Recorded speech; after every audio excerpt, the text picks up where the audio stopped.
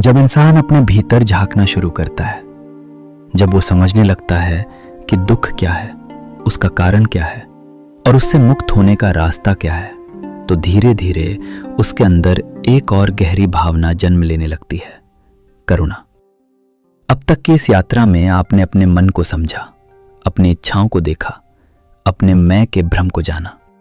लेकिन अब सवाल यह है, क्या यह ज्ञान सिर्फ मेरे लिए है? क्या मैं अकेला ही शांति पालूं और बाकी दुनिया जैसी है वैसी ही रहे? यही वो जगह है जहां बौद्ध दर्शन एक नया मोड़ लेता है, जहां ज्ञान केवल व्यक्तिगत मुक्ति तक सीमित नहीं रहता, बल्कि वो दूसरों के लिए बहने लगता है। और यही है करुणा का मार्ग। करुणा का मतलब क्या है? बहुत लोग समझते हैं कि करुणा यानी किसी पर दया करना, किसी को कमजोर समझकर उसकी मदद करना। लेकिन बौद्ध दर्शन में करुणा का अर्थ इससे कहीं गहरा है। करुणा का मतलब है दूसरों के दुख को अपने जैसा महसूस करना और उसे कम करने की सच्ची इच्छा रखना। अब एक सवाल, करुणा क्यों जरूरी है? अगर आप सिर्फ अपने लिए शांति चाहते हैं तो वो अधूरी शांति है, क्योंकि आप इस दुनिया से अलग नहीं हैं। आप उसी समाज का हिस्सा हैं, उसी संसार का हिस्सा हैं। अगर आपके आसपास दुख है तो वो आपको भी प्रभावित करेगा। इसलिए बुद्ध ने कहा, सच्ची मुक्ति वही है जो दूसरों को भी साथ लेकर चले। अब एक छोटी सी कहानी।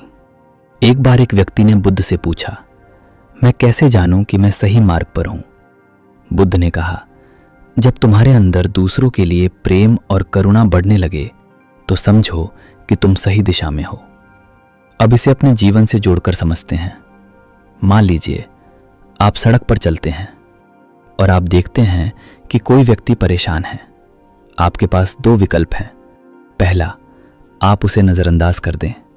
दूसरा, आप रुकें और उसकी मदद करने की कोशिश करें। यही छोटा सा चुनाव आपके अंदर की करुणा को दिखाता है। अब एक बहुत महत्वपूर्ण बात, करुणा का मतलब ये नहीं है कि आप हमेशा दूसरों के लिए खुद को दुखी कर लें। करुणा और मूर्खता में फर्क होता है।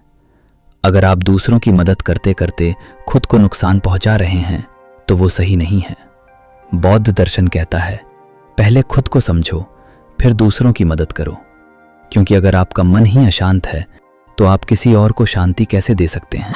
अब एक और गहरी सच्चाई, करुणा का संबंध सीधे सीधे अनात्मा से है। जब आप समझते हैं कि कोई स्थायी मैं नहीं है तो आप मैं और तुम के बीच का फर्क कम महसूस करते हैं।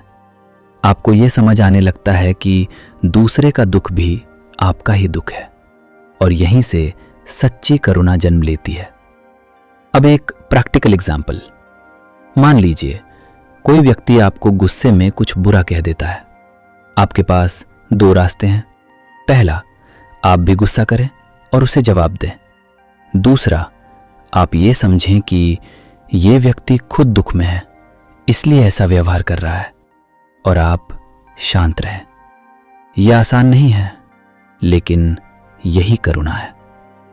अब एक और गहरी बात, बुद्ध ने 4 महान भावनाओं की बात की है: मैत्री, प्रेम, करुणा, दया, मुदिता, दूसरों की खुशी में खुशी, उपेक्षा, संतुलन। अब इन्हें सरल तरीके से समझते हैं। मैत्री, सबके लिए अच्छा सोचना। करुणा, दूसरों के दुख को समझना। मुदिता, दूसरों की सफलता में खुश होना। उपेक्षा, हर स्थिति में संतुलित रहना। अगर आपके अंदर ये चारों भावनाएं विकसित हो जाएं, तो आपका जीवन पूरी तरह बदल सकता है।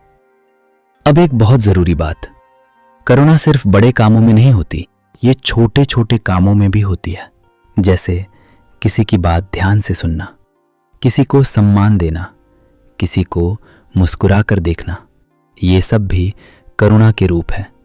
अब एक और गहरी सच्चाई, करुणा आपको कमजोर नहीं बनाती, ये आपको मजबूत बनाती है। क्योंकि जब आप दूसरों के दुख को समझते हैं तो आप अपने दुख को भी बेहतर समझ पाते हैं, और धीरे धीरे आपका मन और भी शांत हो जाता है। अब एक प्रैक्टिकल अभ्यास, हर दिन कुछ समय निकालिए और ये सोचिए, आज मैं किसकी मदद कर सकता हूं। ये जरूरी नहीं कि वो बड़ी मदद हो, एक छोटी सी मदद भी किसी के लिए बहुत बड़ी हो सकती है। अब एक और महत्वपूर्ण बात, करुणा का सबसे बड़ा दुश्मन है अहंकार। जब आप सोचते हैं मैं ही सबसे अच्छा हूं, मैं ही सही हूं, तो आप दूसरों को समझ नहीं पाते। लेकिन जब आप अपना अहंकार छोड़ते हैं तो आप दूसरों को स्वीकार करना सीखते हैं, और यही करुणा है। अब एक गहरी सच्चाई, इस दुनिया में हर इंसान दुख में है, बस उसका रूप अलग अलग है। कोई पैसे के लिए परेशान है, कोई रिश्तों के लिए, कोई अपने अंदर के खालीपन के लिए। अगर आप ये समझ लें तो आपके अंदर अपने आप करुणा पैदा होगी। अब इस एपिसोड को एक गहरी भावना के साथ खत्म करते हैं। आप अकेले नहीं हैं, आप इस पूरे संसार का हिस्सा हैं। आपका हर काम, हर सोच दूसरों को प्रभावित करता है। अगर आप अपने जीवन में करुणा लाते हैं तो आप न सिर्फ खुद बदलते हैं बल्कि दुनिया को भी थोड़ा बेहतर बनाते हैं। और यही बौद्ध दर्शन का असली उद्देश्य है, सिर्फ खुद को नहीं बल्कि पूरे संसार को शांति की ओर ले जाना। अगले एपिसोड में हम और गहराई में जाएंगे। हम समझेंगे मध्य मार्ग का असली अर्थ और कैसे संतुलन ही जीवन की सबसे बड़ी कुंजी है। अगर आप इस यात्रा को अंत तक समझना चाहते हैं तो जुड़े रहिए, क्योंकि अब आप उस स्तर पर पहुंच चुके हैं जहां ज्ञान सिर्फ आपके लिए नहीं बल्कि पूरी दुनिया के लिए बहने लगता है।